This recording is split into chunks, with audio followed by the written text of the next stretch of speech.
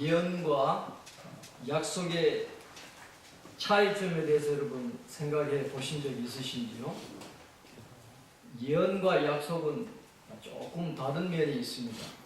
예를 들어보면 어떤 교수님의 그 강의를 듣는 학생들이 남자도 있고 여학생들도 있습니다. 그때 이제 교수님이 이렇게 이야기를 한다라는 것을 한번 생각해 보시기 바랍니다. 제가 예언하건대 여기 있는 남학생들 중에 최소한 한 사람은 여기 있는 여학생 한 사람과 결혼할 것입니다. 그렇게 예언을 한다라고 생각을 해 보시기 바랍니다. 앞으로 일어날 일을 예언한 것인데 이 예언의 성취와 관련해서 그렇게 예언한 교수님은 따로 헌신할 필요가 없습니다. 이루어질 수도 있고 안 이루어질 수도 있는 거죠. 그 남학생 중에 한 사람이 여학생과 결혼할 수도 있고 또 결혼하지 않을 수도 있습니다. 그 예언이라고 하는 것은 이렇게 나와 무관한 것일 가능성이 있다라고 하는 것이죠. 그러나 약속은 좀 다른 것입니다. 가령 학생 중에 가정 형편이 너무 어려워가지고 학업 과정을 끝까지 마칠 수 없는 학생이 있어요. 그럴 때 교수님이 말하기를 제가 이 학생이 학업을 마칠 때까지 내가 학비를 대겠습니다. 그 학생에게도 이야기하고 학교에도 이야기했다라고 말씀을 했습니다. 그렇다고 한다면 그건 예언이 아니라 약속인 거죠. 내가 누군가에게 약속을 할 때는 이 상황이 달라지게 되는 것입니다. 그 문제가 해결될 때까지 그 문제를 위해서 헌신해야 될 책임이 그 약속을 하는 당사자에게 주어지게 되는 것입니다. 그래서 약속을 지키느냐 그렇지 않느냐에 따라서 그 교수님의 진정성이 시험대에 오르게 되고 그분이 말씀을 지키느냐 지키지 않느냐 하는 것이 판가름 된다는 것입니다. 그래서 이 약속에는 장기적인 헌신과 적극적인 의지가 담겨 있습니다. 예언은 단지 실현되거나 실현되지 않을 뿐이지만 약속은 매우 긴 시간 동안에 온갖 새로운 방식으로 온갖 새로운 환경에서 계속 성취되어 나가는 것이 바로 약속이다. 그렇게 말씀을 드릴 수가 있습니다. 성경에 나오는 하나님은 약속을 잊지 않으시는 분이고 약속하신 것은 반드시 이루어 주시는 신실하신 하나님이심을 성경은 말씀을 하고 있습니다. 그래서 이 성경에 나오는 하나님의 속성들이 여러 가지 있지만은 중요한 속성 중에 하나가 Promise Keeper, 약속을 지키시는 하나님. 우리가 믿는 하나님은 어떤 분이라는 것입니까? 약속하신 것은 반드시 지키시는 분이다. 그게 하나님의 속성 가운데 하나다라고 말씀을 하고 있습니다. 하나님께서 아브라함을 찾아오셔서 이삭을 얻게 될 것이라는 약속을 하셨습니다. 창세기 18장 10절에 보면 그가 이르시되 내년 이맘때 내가 반드시 내게로 돌아오리니 내 아내 사라에게 아들이 있으리라 하시니 사라가 그 뒤 장막 문에서 들었더라. 그렇게 말씀을 하고 있습니다. 그런데 당시에 이 말씀을 들을 때 아브라함과 사라는 나이가 많아가지고 잉태할 수가 없는 상황이었습니다. 그렇기 때문에 창세기 18장 11절에 보면 아브라함과 사라는 나이가 많아 늙었고 사라에게는 여성의 생리가 끊어졌는지라. 그렇게 말씀을 하고 있는 것이죠. 하나님의 이 약속은 인간적으로 생각해보면 좀 터무니없는 것이다라는 그런 뉘앙스로 11절 말씀이 기록을 합니다. 그러나 재차 하나님은 약속을 확인하시죠. 창세기 18장 14절입니다. 여호와께 능하지 못한 일이 있겠느냐? 기한이 이를 때에 내가 내게로 돌아오리니 사라에게 아들이 있으리라. 이건 단순한 예언이 아니라 하나님의 약속이에요. 그렇게 되도록 하나님이 역사해 주시겠다. 하나님이 그렇게 지금 아브라함과 사라에게 약속하고 계시는 장면이 성경에 기록되어져 있습니다. 하나님은 약속을 반드시 지키시고 신실하게 이루어 주시는 하나님이십니다. 그래서 오늘 본문 1절과 2절에 보면 하나님이 약속을 지키시는 장면이 기록이 되어 있습니다. 1절, 2절 우리 한번 같이 보겠습니다. 여호와께서 말씀하신 대로 사라를 돌보셨고 여호와께서 말씀하신 대로 사라에게 행하셨으므로 사라가 임신하고 하나님이 말씀하신 시기가 되어 노년의 아브라함에게 아들을 낳으니. 아멘. 여호와께서 말씀하신 대로 사라에게 행하셨다. 그렇게 말씀합니다. 하나님이 약속을 잊지 않으셨다는 거예요. 하나님은 이 약속의 말씀을 지키시기 위해서 늘 그들과 함께 하셨습니다. 얼마 전에 위기가 있었잖아요. 아비멜렉에게 아내 사라를 빼앗길 위기도 있었습니다마는 그러나 하나님이 개입하셔서 그들을 지켜주신 거죠. 이 사라의 정죄를 지켜주셨던 것을 우리가 성경을 통해서 확인을 하게 됩니다. 그래서 하나님께서 계획하신 대로 이삭을 낳을 수 있도록 모든 상황을 지켜보시고 개입하실 때는 개입하시고 하나님의 약속을 이루어 가시는 그런 장면이 성경에 나오고 있습니다. 성경의 하나님은 말씀하시는 하나님이시고 말씀하고 약속하신 것은 반드시 이루어 주시는 신실하신 하나님이심을 꼭 믿으실 수 있기를 바랍니다. 오늘 본문 1절에 보면 우리가 신앙생활을 하면서 꼭 기억하고 있어야 할 중요한 단어가 하나 나옵니다. 여호와께서 말씀하신 대로 사라를 돌보셨고 그랬습니다. 돌보셨다는 것. 이 히브리어 바카드라는 말인데 우리말로 번역을 하면 방문하신다, 권고하신다, 돌보신다라는 그런 뜻이 있어요.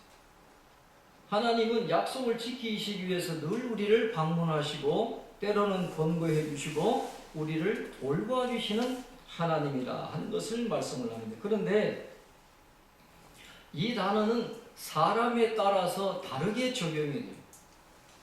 사람에게 똑같이 적용되는 게 아니라 사람에 따라서 다르게 적용이 되는 말씀입니다. 의인들에게는 특별한 인물에 대해서 베푸시는 하나님의 호의로 작용을 합니다. 그러나 악인들에게는 오히려 심판의 행위로 적용이 된다는 것이죠. 아브라함과 사라에게 적용이 될 때에는 100세가 되고 90세가 되어서 잉태할 수 없는 그런 상황임에도 불구하고 잉태하게 되는 특별한 호의를 경험하는 그런 하나님의 은혜로 적용이 되지만은 소돔과 고모라 사람들에게는 하나님이 방문하시면 그들을 심판하시는 심판의 행위로 적용이 된다 하는 것입니다. 사람에 따라서 다르다라는 거죠. 우리의 모든 삶은 하나님의 목전에 있다는 것을 우리는 꼭 기억을 해야 합니다. 하나님께 숨길 수 있는 게 하나도 없습니다. 우리의 모든 것을 하나님은 다 알고 계신다는 것이죠. 시편 34편 15절로 16절에 보면 이런 말씀이 나옵니다. 여호와의 눈은 의인을 향하시고 그의 귀는 그들의 부르짖음에 기울이시는도다.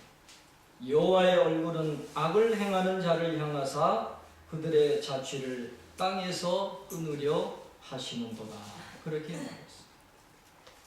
여호와의 눈이 의인을 살펴보신다라는 것입니다. 여호와의 얼굴이 악인들을 살펴보신다라는 의인이나 악인이나 다 하나님의 목전에 있는 인생이라는 것을 성경은 말씀을 합니다. 그리고 하나님은 보응하시는 하나님, 받아 마땅한 것을 주시는 하나님인데 의인에게는 복을 주시고 악인에게는 벌을 주신다라는 것을 시편뿐만 아니라 성경 전체가 우리에게 가르쳐 주고 있습니다. 의인에게는 기도에 응답하셔서 그들을 모든 환난에서 건져주시겠다라고 약속하십니다. 하나님은 마음이 상한 자를 가까이 하시고 중심으로 통회하는 자를 구원해 주시겠다라고 약속을 하십니다.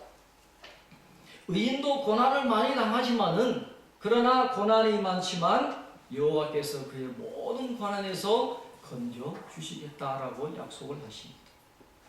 의인의 모든 뼈를 보호하시며 그 중에서 하나도 꺾이지 아니하도록 하나님이 은혜를 베풀어 주십니다.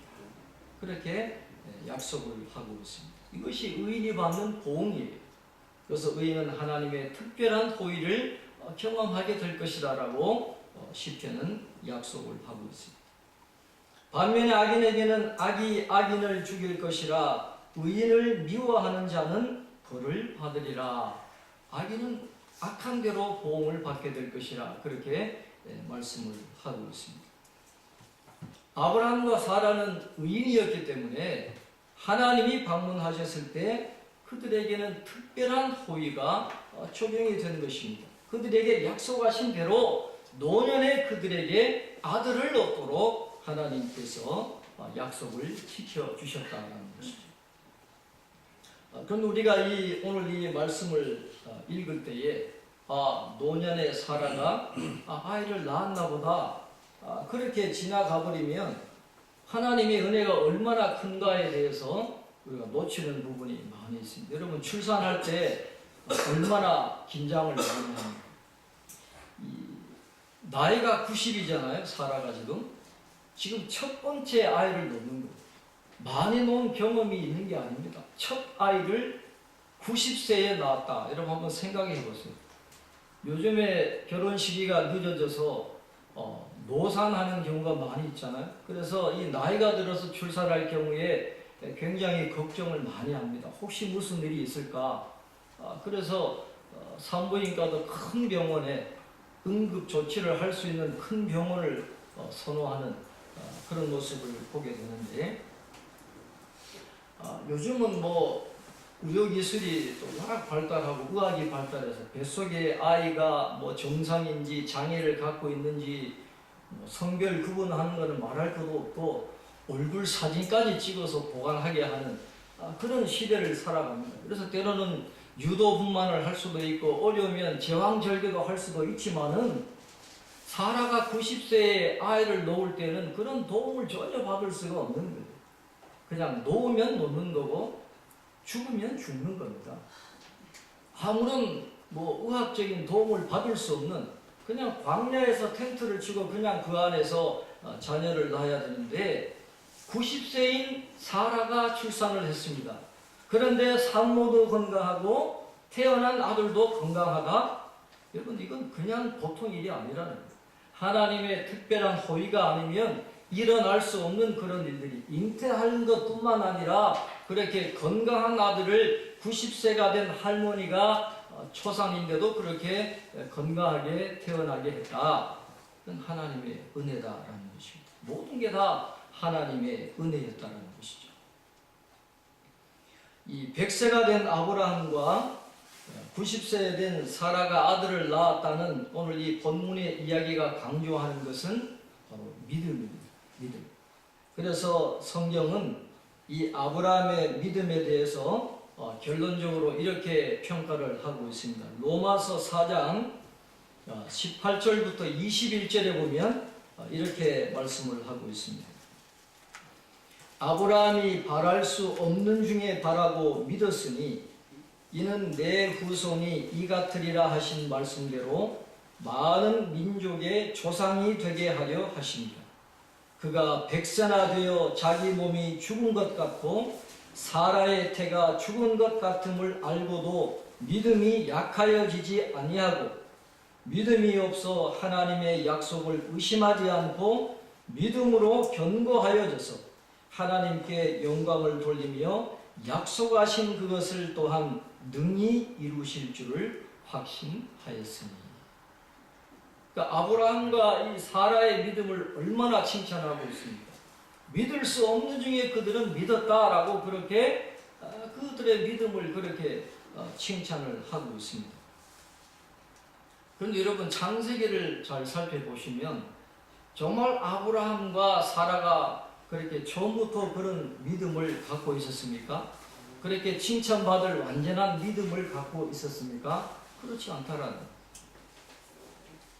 창세기 18장 12절에 보면 사라가 속으로 웃고 이르되 내가 노쇠하였고 내 주인도 늙었으니 내게 무슨 즐거움이 있으리요. 하나님이 아들을 잉태하고 출산할 거다라는 약속의 말씀을 하실 때 그들의 반응은 웃음이었어요. 그러나 그건 수긍하는 웃음이 아니고 기뻐하는 웃음이 아니고 비웃는 웃음이라는 거예요. 무슨 말씀을 하십니까? 생리도 끊어지고 부부간에 그런 즐거움이 전혀 없는데 어떻게 자식을 잉태할 수 있습니까? 비웃었다라는 거예요. 비웃는 웃음이에요. 칭찬받는 그런 웃음이 아닙니다. 즐거워서 웃는 게 아니에요. 비웃는 그런 웃음을 웃었다라는 것입니다. 그런데 로마서에서 말씀하는 그 신실한 믿음, 믿을 수 없는 중에도 바라는, 그리고 그 믿음이 흔들리지 않았던 그 믿음이 어디서 왔을까요? 하나님이 그들에게 그 믿음을 심어주셨기 때문에 결과적으로 그런 믿음을 갖고 살아가는 거예요. 그들 자신의 믿음이 아닙니다. 하나님이 그들에게 그 약속을 믿을 수 있는 믿음을 그들의 마음속에 심어 주었기 때문에 그런 믿음을 가진 것이지 그들의 믿음이 본래 뛰어난 게 아니다라는 거예요. 그래서 성경은 말씀하는 것이 아브라함과 사라가 위대한 사람이다 그걸 이야기하는 게 아니에요. 평범한 아브라함과 사라를 위대한 믿음의 사람으로 만들어주신 하나님이 위대하신 것이지 사람이 위대한 건 아니다라는 것입니다. 하나님의 은혜였다라는 거예요. 우리가 갖고 있는 믿음, 전적인 하나님의 은혜고 하나님의 선물입니다. 누가복음 5장에 보면 갈릴리 바다에서 예수님께서 베드로의 배를 타고 바닷가에 나가셔서 예수님을 찾은 수많은 그 군중들에게 설교하신 그런 장면이 누가복음 5장에 나오고 있습니다. 워낙 사람들이 많이 모이니까 배를 타고 바다에 들어가셔서 말씀을 전해야 될 정도로 엄청난 사람들이 예수님 앞에 와 있었던 것이죠. 그래서 베드로의 배를 빌려 타고 말씀을 전하시는 것입니다. 그래서 말씀을 다 전하고 난 다음에 예수님이 베드로에게 말씀하시죠. 깊은 데로 가서 그물을 내려 고기를 잡으라. 그렇게 말씀을 합니다. 그때 밤새도록 고기를 잡았는데 베드로를 비롯한 어부들이 한 마리도 고기를 잡지 못했던 그런 상황이었습니다. 그런데도 예수님이 다시 깊은 데로 가서 고기를 잡으라 그러니까 베드로가 이렇게 이야기하죠. 말씀에 의지하여 내가 그물을 내리리이다 하면서 순종을 했다라는 말씀에 의지하여. 말씀에 의지하라는 말은 도저히 이해가 되지 않지만 그대로 해보고 싶은 마음이 제 마음에 생겼습니다 하는 그런 의미입니다. 도저히 이해가 안 되는데 해보고 싶은 그런 마음이 들 때가 있거든요. 그게 바로 믿음이에요. 그게 믿음입니다.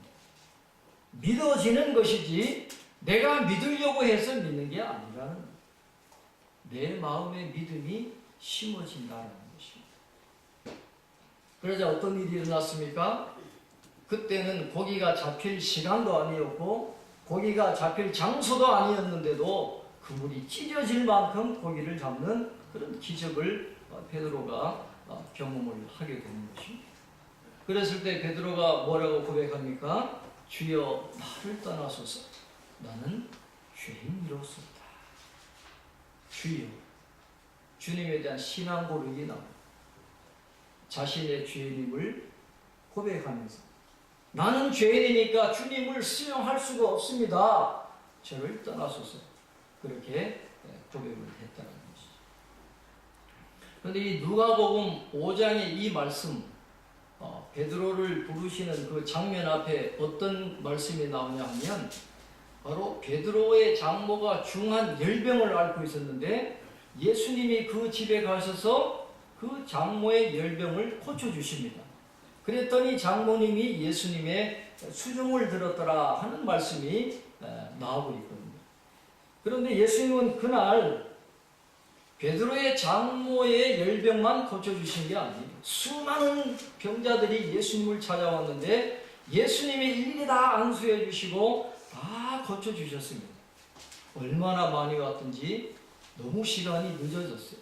그래서 예수님이 할 수 없이 그 시몬 베드로의 집에서 하룻밤을 묵게 되었던 것이죠.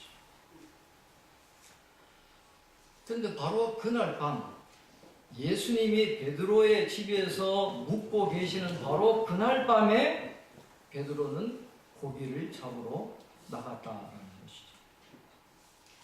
예수님이 자신의 집에서 주무시고 계셨어요. 그럼에도 불구하고 베드로는 아무 일이 없다는 듯이 고기를 잡으러 나갔다는 것이죠. 여러분 뭔가 이상한 거 느끼지 못하세요? 다른 사람들이 보이는 반응과 베드로의 반응이 전혀 다릅니다. 예수님이 그 다음날 일찍 일어나셔가지고 한적한 곳으로 기도하러 가셨는데 사람들 벌써 그때부터 인산인해를 이루고 예수님을 쫓아왔어요. 다른 사람들은 극성입니다. 잠을 자지 않고 예수님을 만나려고 극성이 했어요. 그리고 예수님을 만나면 너무 좋아가지고 예수님을 떠나지 못하게 잡았거든요. 다른 사람들은 그렇게 예수님을 하나님의 사람으로 메시아로 생각하고 주님으로 생각하고 병 고치려고 하고 은혜 받으려고 그렇게 극성을 떴는데 예수님이 자기 집에 주무시는데도 그냥 아무 일 없다는 듯이 그냥 고기를 잡으러 나갔다라는 거예요. 그게 뭘 의미하는 걸까요? 베드로는 예수님을 그냥 보통 선생으로 그렇게 인식했다라는 거예요. 하나님의 사람이다, 구주가 되신다, 그런 영적인 개념이 없었어요. 그냥 단순히 그냥 선생님 그 정도로만 인식하고 있었다라는 것입니다.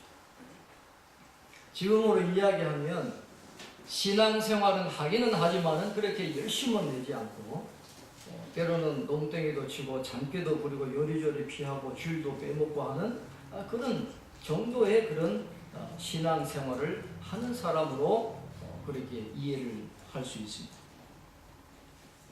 그런데 그 다음날 아침에 그날 아침에 예수님이 갈릴리 바닷가에 가셔서 배가 두 척이 있는데 하필이면 베드로의 배를 예수님은 빌리신 거예요. 그건 뭘 의미합니까? 예수님이 베드로의 영혼을 닦기 위해서 목적을 가지고 그 아침에 갈릴리로 가셨고 베드로의 배를 빌려 타고 가십니다. 꼼짝없이 자기 배에 앉아가지고 닻을 잡아서 예수님이 설교하시는 동안에 배가 움직이지 않도록 붙잡고 있어야 되니까 농땡이 칠 수가 없는 거예요. 예수님의 모든 설교를 베드로가 다 들었습니다. 그리고 깊은 데서 가서 고기를 잡으라 하는 말씀에 순종했더니 불가능한 일이 일어나는 거예요. 그물이 찢어질 정도로 그렇게 고기를 잡고 나서는 주여 저는 죄인입니다. 저를 떠나주세요. 그때 영안이 열리고 예수님이 누구신지 고백합니다. 주님 저는 죄인입니다. 주님을 그때 알아본 겁니다. 그럴 때 예수님은 그걸로 그친 게 아니잖아요. 베드로를 제자로 부르시고 예수님의 수제자로 삼아 주신 것입니다. 베드로가 먼저 믿음을 가진 게 아니라 예수님이 하나하나 계획을 가지고 그를 영혼을 닦기 위해서 그에게 믿음을 주시고 주님으로 고백하게 하시고 주님의 제자가 되도록 헌신하고 결단하게 하신 모든 게 다 예수님의 은혜였다는 겁니다. 내가 먼저 믿는 게 아닙니다. 하나님이 그런 은혜를 주시는 겁니다. 믿음은 하나님의 선물이다라는 것입니다. 아브라함과 사라에게도 하나님이 그 믿음을 주셨습니다. 오늘 우리가 이렇게 믿음을 가지고 하나님 앞에 나와 예배드리는 것, 하나님의 자녀된 것, 이것도 하나님의 은혜로 선물인 줄로 믿습니다. 하나님의 은혜로 하나님을 믿는 자들에게는 하나님의 놀라운 약속이 주어져 있습니다. 하나님을 사랑하는 자 곧 그의 뜻대로 부르심을 입은 자들에게는 모든 것이 합력하여 선을 이루느니라. 25년 동안 그렇게 마음 졸이고 고생한 것 아무런 의미가 없는 게 아니었어요. 헛되는 게 아니었습니다. 25년이라는 긴 세월이 지난 다음에 하나님이 이삭을 선물로 주셨다. 모든 것이 합력하여 선을 이루어 주십니다. 또한 우리는 부활의 소망도 있습니다. 아까 장로님 기도해 주신 것처럼 하나님의 나라에 들어가서 영원한 잔치 자리에 들어갈 수 있는 그런 희망이 오늘 저와 여러분에게 주어져 있다라는 것입니다. 아브라함과 사라의 삶을 이끌어갔던 동력은 하나님의 약속의 말씀이었습니다. 다른 데 있는 게 아니에요. 그들이 그렇게 포기하지 않고 끝까지 살아갈 수 있었던 동력은 하나님의 약속의 말씀이 있었기 때문에 그렇다는 것입니다. 오늘 우리의 삶의 동력이 무엇이 되어야 할까?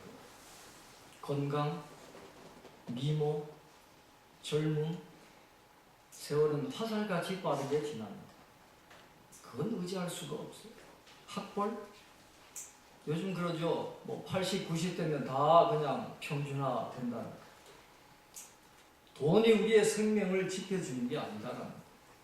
영원히 우리의 삶을 지켜주시고 우리의 삶을 이끌어갈 동력은 하나님의 말씀밖에 없다는 것입니다.